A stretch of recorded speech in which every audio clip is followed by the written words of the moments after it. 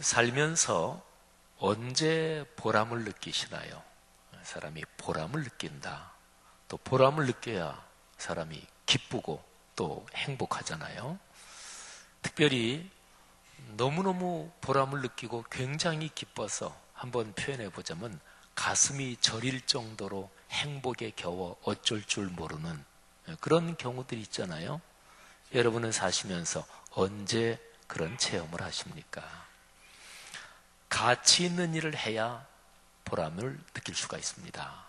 당연한 얘기죠. 무가치한 일을 하는데 보람이 있을 리 없잖아요. 그리고 일반적으로 얘기해서 누구나 다 하는 일, 그냥 저절로 되는 일, 그런 걸 해서는 보람을 느끼지 못하죠. 그러니까 쉽지 않고 어렵고 힘들고 그런 거를 이루었을 때 그때 이제 보람을 느끼죠. 내가 존경하고 사랑하는 그런 사람에게 칭찬을 듣는 일을 할 때 그때 기쁨과 행복을 느낍니다. 그리고 주변 사람들이 그분 참 훌륭한 분이야. 그분 참 존경할 만한 분이야. 그런 분한테서 칭찬을 받은 그런 일을 할 때 사람은 보람을 느끼고 또 행복하지요.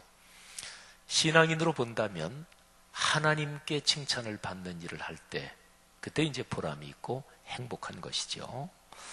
우리가 걸어가면서 내가 하는 모든 일이 하나님 보시기에 칭찬받을 만한 일이 되기를 바랍니다. 사람이 어떻게 사람이 그런 일을 해? 이런 일을 하면서도 무슨 기쁨이 느껴진다.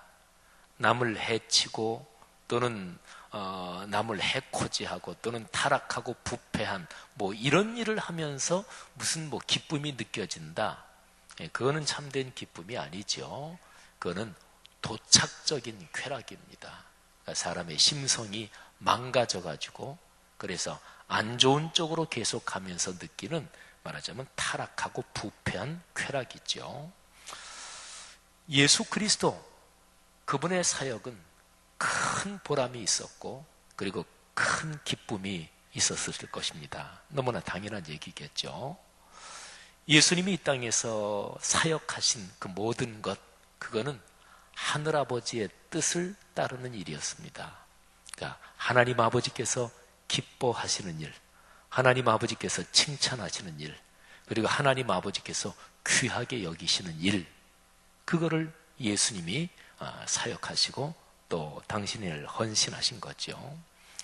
예수님은 삼위일체 그 거룩한 신비 안에서 예수님 자신이 그리스도 구세주시며 성자 하나님이셨습니다.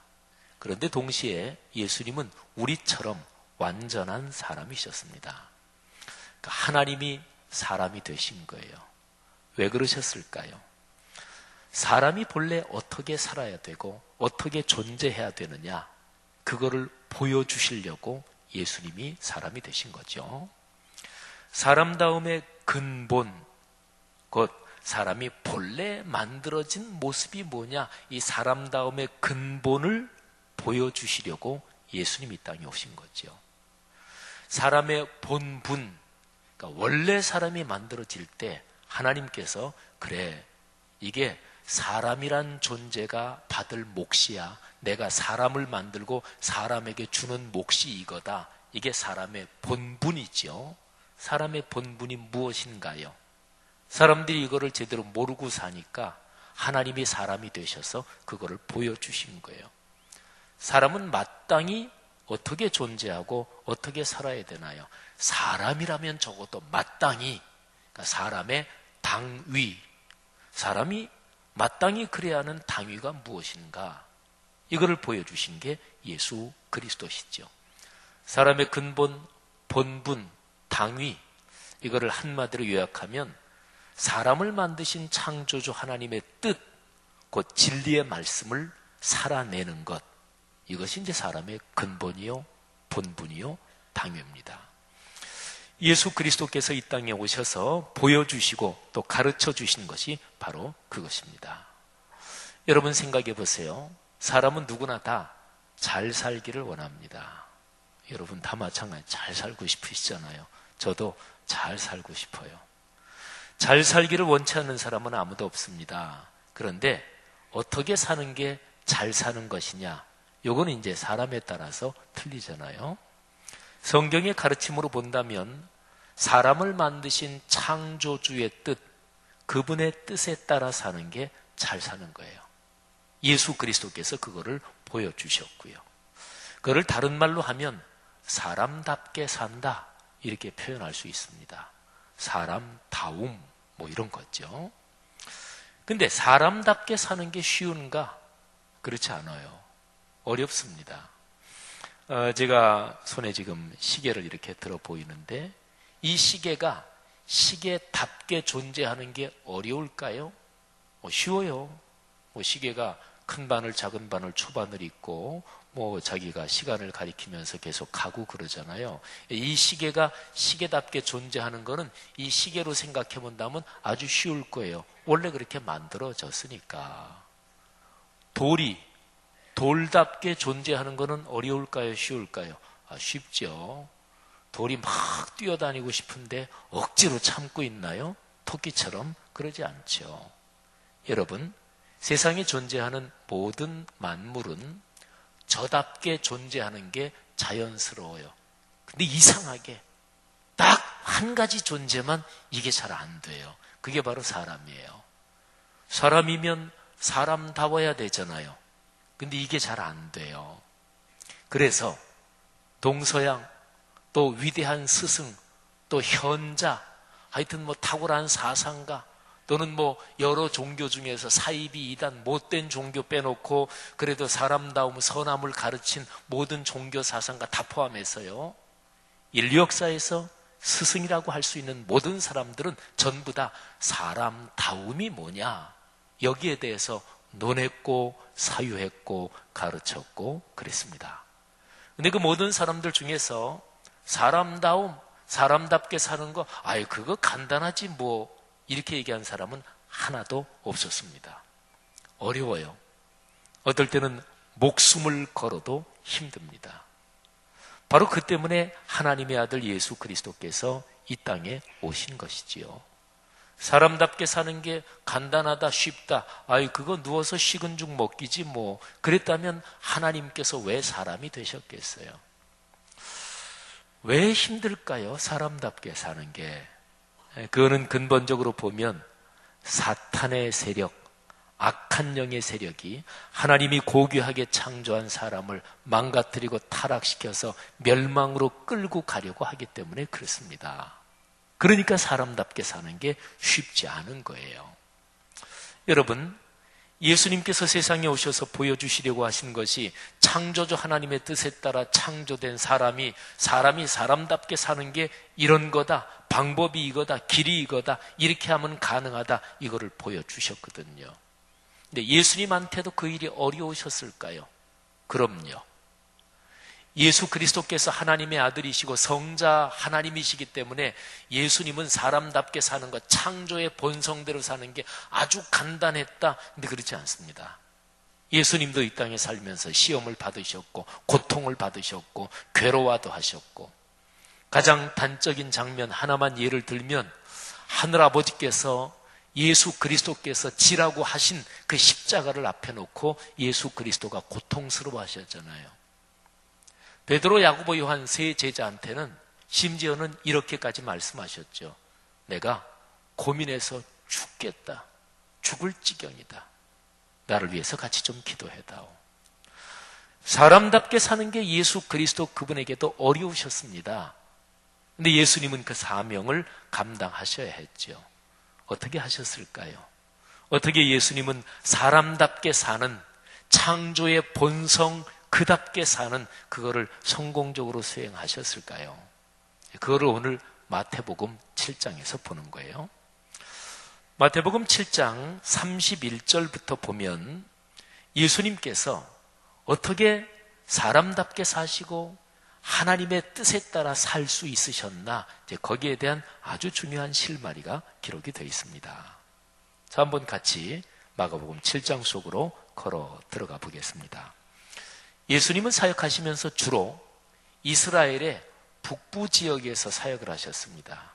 이스라엘 전체 땅이 위아래로 긴데 남부지방, 중부지방, 북부지방 이렇게 나눌 수가 있고, 예루살렘은 남부지방에 있어요. 예수님께서 3년 동안 사역하시면서 예루살렘에는 한 서너 번 정도 올라가셨을 거예요.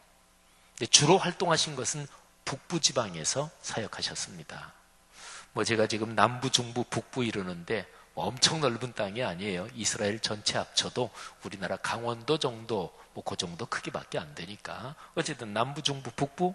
근데 예수님은 북부지방, 갈릴리 지방이라 그러죠. 거기에 갈릴리 호수가 있어요. 근데 호변에 있는 가버나움이라는 동네를 중심으로 주로 이제 거기에서 대부분 활동을 하셨습니다. 예수님은 3년 동안의 사역을 하시는 중에 그런데 몇 번 정도는 이스라엘 땅 밖으로 나가셔서 사역하시기도 하셨어요. 근데 그 대표적인 예가 오늘 여기 7장에 나옵니다. 7장, 오늘 설교 본문 그 이전에 24절부터 제가 읽어볼 테니까 한번 들어보세요. 여기에 지명 이름이 나오는데 그 지명이 이스라엘 영역 밖입니다. 예수께서 일어나서 거기를 떠나 두로 지방으로 가서 한 집에 들어가 아무도 모르게 하시려 하나 숨길 수 없더라. 이에 더러운 귀신 들린 어린 딸을 둔 한 여자가 예수의 소문을 듣고 곧 와서 그 발 아래 엎드리니 그 여자는 헬라인이요 수로보닉의 족속이라. 자, 여기 두로라는 지명이 나오죠. 이스라엘 제일 북쪽, 거기에서 경계선을 넘어서 계속 한참 올라가면 두로 지방이 나와요. 예수님이 사역하시다 한 번은 이스라엘 경계 밖으로 해서 두로까지 가셨습니다. 근데 예수님은 이미 너무나 유명해지셨어요. 그래서 어떤 여인 하나가 예수님 앞에 와서 자기 딸 좀 고쳐주십시오 하고 부탁을 하는 거예요. 그 여자는 헬라인이라 그랬어요. 헬라인은 유대인이 아닌 사람, 그러니까 이방인을 말하는 거죠. 수로보닉의 족속, 수로, 이거는 시리아, 보닉의 페니키아, 일반적으로 더 많이 쓰는 말로 하면 시리아, 페니키아 이런 뜻이에요. 바로 오늘날로 말하면 이스라엘 그 위쪽에 레바논, 시리아 이제 이쪽 땅인 거죠. 예수님이 이스라엘 경계 밖으로 벗어나셨습니다. 그런데요, 예수님께서 거기에서 사실은 다른 사람들에게서 방해받지 않고 당신이 거기 가신 것을 숨기려 하셨다 이렇게 기록이 되어 있죠. 아주 구체적으로 어떤 정황인지는 몰라도 예수님은 사람들이 너무 많이 몰려오니까 사람들을 떠나서 좀 쉬고 싶으셨는지도 모르겠습니다. 근데 쉴 수가 없었던 거죠. 그래서 오늘 설교 본문 31절을 보면 예수님이 두로 거기에서 북쪽으로 더 올라가십니다. 그런데 이제 지형을 여러분들이 머릿속에 이렇게 한번 그려보시는데 편하게 이렇게 생각하시면 좋아요. 우리나라 서해안 해변가를 따라 쭉 올라간다고 한번 생각해 보십시오. 그러면 왼쪽은 바다죠, 그죠? 이스라엘이 그 비슷한 거예요. 북쪽으로 쭉 올라가면 왼쪽, 서쪽은 지중해입니다. 그리고 이제 오른쪽, 동쪽이 이제 그 육지 쪽인 거죠. 근데 이스라엘 경계 밖으로 계속해서 쭉 건너가서 두로 가고 두로에서 한참을 더 올라가면 시돈 지방이 있어요. 자, 31절을 한번 들어보세요. 예수께서 다시 두로 지방에서 나와 더 북쪽으로 시돈을 지나고 데가볼리 지방을 통과하여 갈릴리 호수에 이르시매. 자, 지명이 4개가 나오죠. 두로, 시돈, 조금 전에 설명드렸죠. 그 다음에 데가볼리, 그리고 갈릴리 호수. 자, 지명이 4개가 나와요. 근데 31절에 지명 4개가 그냥 아무것도 아닌 것처럼 이렇게 나오는데 이게 굉장히 먼 여정입니다. 자, 다시 아까 제가 말씀드린 그 지도를 머릿속에 이렇게 상상해 보세요. 자, 올라갑니다. 이스라엘 북쪽 경계선을 넘었어요. 두로, 그리고 또 시돈 쭉 올라갔어요. 근데 여기에서 데가볼리를 가려면 이 데가볼리는 어디냐면 이스라엘 경계선 넘기 전에 이 북부 지방 요 안에서 갈릴리 호수가 있는데 갈릴리 호수 건너편 동편이 데가볼리예요. 그러면 예수님이 두로, 시돈 이렇게 올라갔잖아요. 그럼 데가볼리 오려면 여기에서 오른쪽으로, 그러니까 동쪽으로 이렇게 꺾어서 이렇게 다시 이스라엘 땅만큼 아래로 내려와서 이게 데가볼리예요. 그리고 갈릴리 호수에 왔다. 그럼 이만큼 내려와서 갈릴리 호수 동편 쪽에 왔다 이런 거예요. 그러니까 여기에서 두로, 시돈, 그리고 이렇게 와가지고 다시 내려와서 데가볼리 그리고 갈릴리 호수 동편. 굉장히 먼 거리입니다. 그리고 특별히 시돈까지 올라갔는데 거기에서 오른쪽으로 동쪽으로 꺾으면 거기가 산악지역이에요. 오늘날의 레바논 산지입니다. 큰 산맥이 있고 그래서 넘으면 또 레바논 맞은편 산지가 나오고 또 헤르몬 산악지역이 나오고 그래요. 산지예요. 한번 상상해 보십시다. 예수님이 시돈까지 올라가서 거기에서 레바논 산지, 헤르몬 산지 그 산악지역을 넘었을까요? 그랬을 수도 있고 아니면은 험한 산악지역을 넘지 않았다면 거기에서 산악지역을 넘진 않고 밑으로 산기슭을 따라 쭉 내려와서 산악지역이 끝나는 지점쯤에서 동쪽으로 가서 그래서 데가볼리로 내려오셨을 수도 있습니다. 근데 어쨌든요, 만일에 산악지역을 넘었다고 하면 이런 질문이 더 아주 궁금해져요. 예수님은 왜 그렇게 멀리 이스라엘 경계 밖으로 나가셨을까? 그리고 왜 사람들에게서 알려지지 않게 그렇게 숨기려고 하셨을까? 그러니까 제자들만 데리고 가신 거죠. 무슨 사정이 있었을까? 예수님의 심정은 어떠셨을까? 말하자면 그런 거죠. 여러분, 그때 당시에 예수님이 사역을 하시면서 인기가 높았어요. 아까 말씀드렸잖아요. 이방인 지역으로 가셨는데도 사람들이 알아봤단 말이에요. 다른 말로 말하면 사역이 성공적이었습니다. 그러니까 할 일이 많았겠죠. 사람들을 모아서 어떤 일을 이루어야 한다면 바로 그때가 적절한 기회였습니다. 쇠는 뜨거울 때 쳐야 되잖아요. 기회는 왔을 때 잡아야 되잖아요. 그러니까요, 여기 마가복음 7장에 있는 상황은 예수님께서 당신이 주로 활동하신 무대에서 떠나서는 안 될 상황입니다. 근데 예수님은 떠나신 거예요. 북쪽으로 두로 더 올라가서 시돈, 그리고 동쪽으로 꺾어서 아마도 어쩌면은 산악지역을 넘었을지도 모르고, 이게 하루 일정 가지고 안 돼요. 만일에 산악지역을 넘었다면 예수님께서 제자들하고 텐트 같은 것도 준비해 가지고 가셨겠죠. 어떤 면에서는 깊은 산 속에서 텐트를 치고 제자들하고 주무셨을지도 모르겠어요. 이유가 무엇이었을까? 왜 그렇게 멀리 떠나서 물러가셨을까? 마가복음을 가만히 읽다 보면 이 의문을 풀 수 있는 실마리가 여러 군데 있습니다. 예수님은 사역을 하시면서 당신 사역이 굉장히 잘 될 때, 번창할 때, 그때에 사람들에게서 떠나서 물러가셨습니다. 조용한 곳을 찾으셨어요. 이게 여러 번 나와요. 예를 들면 마가복음 1장 32절부터 39절 제가 한번 읽어드릴 테니까 한번 들어보세요. 저물어 해질 때에 모든 병자와 귀신 들린 자를 예수께 데려오니 온 동네가 그 앞에 모였더라. 해가 지면 다 집으로 가야 되는데 해가 졌는데도 막 병자와 귀신 들린 자를 데리고 오고 온 동네가 다 모였대요. 예수께서 각종 병이 든 사람을 고치시며 많은 귀신을 내쫓으시되 귀신이 자기를 알므로 그 말하는 것을 허락하지 아니하시니라. 자, 밤이 이제 지났어요. 그 다음에 이어지는 구절이 이렇습니다. 새벽 아직도 밝기 전에 예수께서 일어나 나가 한적한 곳으로 가서 거기서 기도하시더니, 그런데 문제가 생겼습니다. 제자들이 일어나 보니까 예수님이 안 계신 거예요. 시몬과 및 그와 함께 있는 자들이 예수의 뒤를 따라가 만나서 이르되 모든 사람이 주를 찾나이다. 그러니까 아침이 돼가지고 예수님은 날이 밝기도 전에 일어나셔서 어디 한적한 곳, 조용한 곳을 찾아서 하나님을 만나고 하나님께 기도하고 있었는데 조금 날이 밝았는데 사람들이 또 그냥 이른 아침부터 몰려오는 거예요. 그래서 제자들이 선생님이 깨보니까 선생님이 안 계시는 거예요. 그래서 예수님을 찾아가서 사람들이 막 몰려옵니다. 제자들이 귀찮았을까요? 기분이 좋았을까요? 기분이 좋았겠지요. 제자들 중에는 출세하려고 예수님을 따른 사람들이 많았거든요. 근데 선생님의 인기가 높아지고 사람들이 마구 몰려오니까 이거 제대로 돼가는 거잖아요. 아주 신났을 거예요. 그런데 그런 상황마다 예수님은 사람들로부터 물러나셨습니다. 떠나셨습니다. 하나만 더 볼까요? 마가복음 6장입니다. 저 유명한 오병이어의 기적 사건이죠.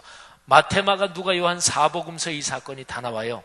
그런데 오병이어 기적 사건이 일어나고 나서 군중들은 흥분했습니다. 격앙됐어요. 막 흥분해가지고 이분이 진짜 구세주다 그러면서 예수님을 왕으로 추대하려고 그래요.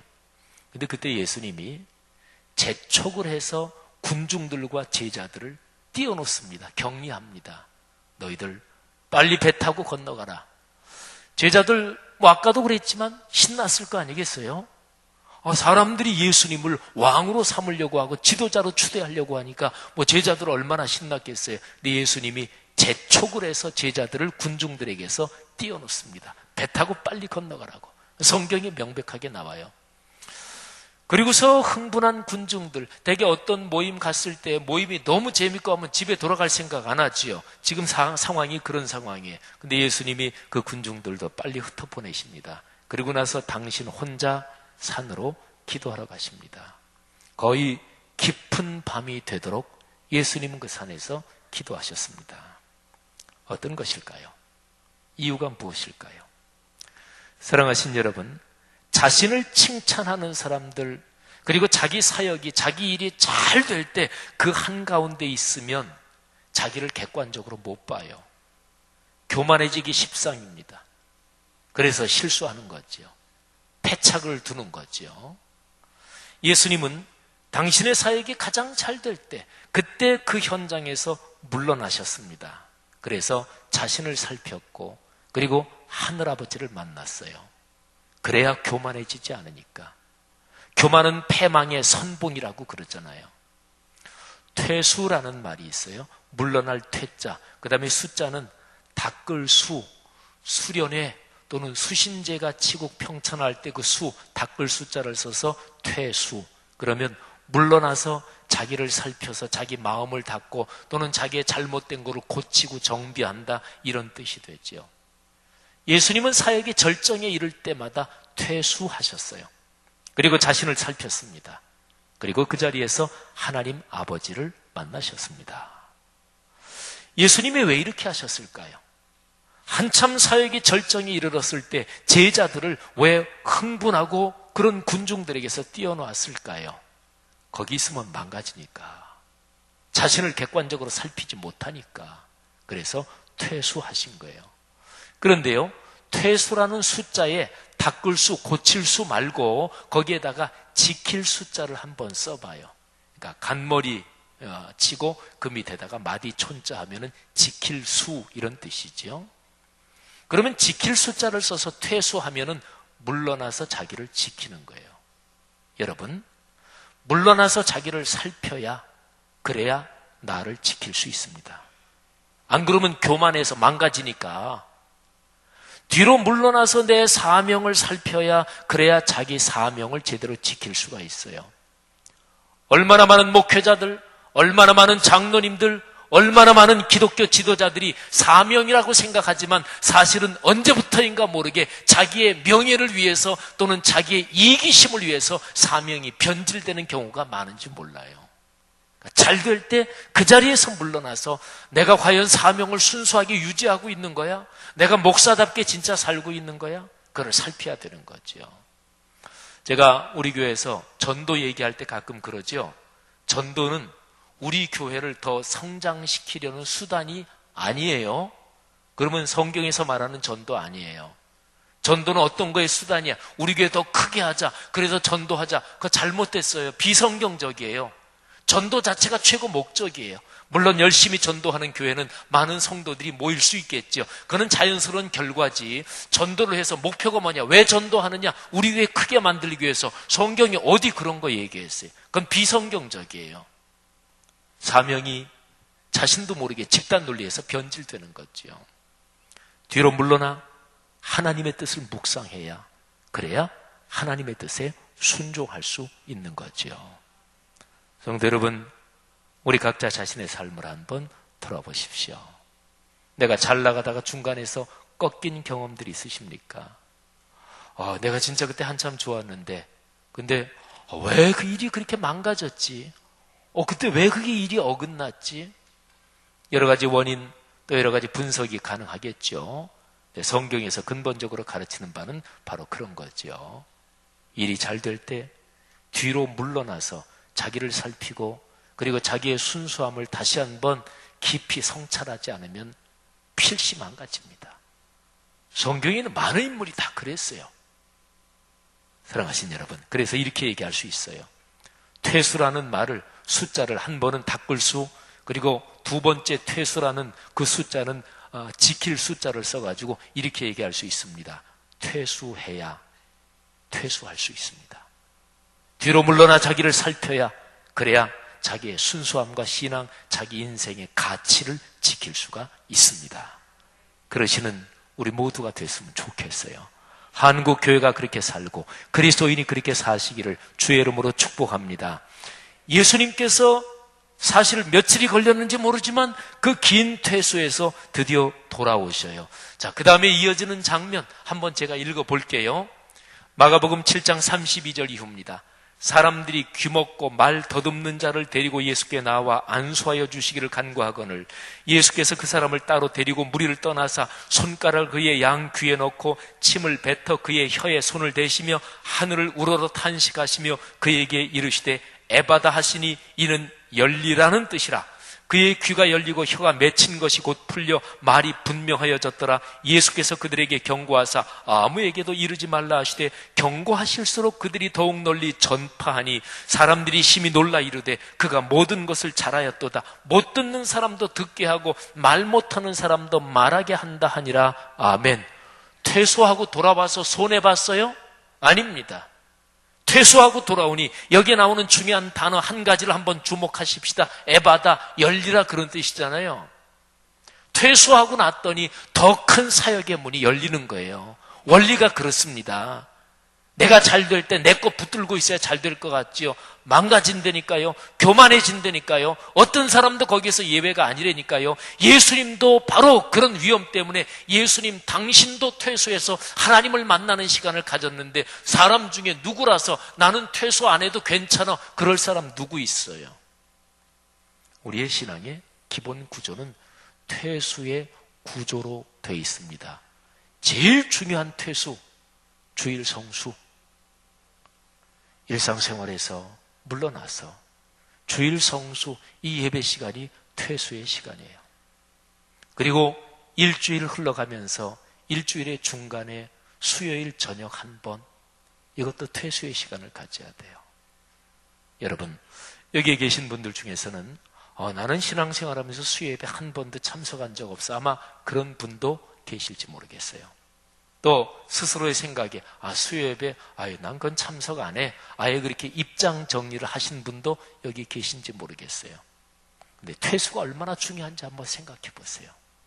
나를 유지시켜주는 힘이 그게 바로 퇴수란 말이에요. 예배가 퇴수의 중심이에요. 예배가 하나님 만나고 하나님 말씀 듣는 거잖아요. 근데 예배의 심장, 주일 성수 예배, 예배의 기둥, 수요일 저녁 예배, 그렇게 되는 거예요. 그리고 우리 교회 신앙생활로 얘기하면 1년에 3번 있는 꿈새, 적어도 1년에 3번 정도는 새벽에 6일 동안 일어나서 하나님 앞에 나와서 내 일상에서 퇴소하는 거예요. 그래야 제대로 살지, 그래야 망가지지 않지. 봄과 가을에 있는 부흥 사경에, 말씀 사경에, 그때는 적어도 내가 미리 시간을 내서 말씀에 집중하고 퇴소해야, 그래야 나를 지킬 수 있죠. 사랑하신 여러분, 오늘 예수 그리스도의 이 삶의 모습을 보면서 퇴수의 중요성, 그 가치가 우리의 마음에 깊이 깨달아졌으면 좋겠고, 또 주님을 만나는 그 퇴수를 통해서 우리의 신앙이 늘 주님도 사랑하고 또 주님께서 더 넓은 사역과 삶과 복의 문을 열어주시기를 주의 이름으로 축복합니다. 기도하겠습니다.